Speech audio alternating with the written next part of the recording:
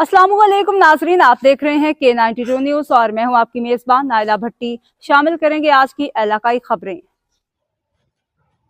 अब रुख करते हैं कराची से चीफ स्पोर्ट्स रिपोर्टर रेहान अकरम की रिपोर्ट में। टाइटन कॉलेज और सिंध डॉज बॉल एसोसिएशन के ताउन से सिंध बामुकाबला बलूचिस्तान पहली गुडविल डॉज बॉल सीरीज 2025 मुनक्किद हुई, जिसमें मर्द ख़वातीन और मिक्स डॉज बॉल मुकाबले हुए।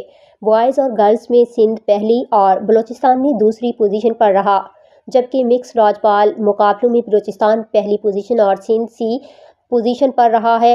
बलूचिस्तान से आए हुए हाजी कासिम बलूचिस्तान के टीम के मैनेजर और सिंध टीम के manager Abid Naeem secretary Sindh dodgeball association थे, जबकि organizing secretary Jahanzeb Naveed vice president Sindh dodgeball association, मेहमान गरामी Imtiaz Ahmed, secretary Pakistan dodgeball federation Tahir Sheikh, Saeed Alam मेहमान खसूसी, Titan college director Ali Raza ने खसूसी तौर पर शिरकत की और अपने कॉलेज में डॉज बॉल अकेडमी का क़याम का ऐलान किया और डॉज बॉल की सरगर्मियों को सराहा।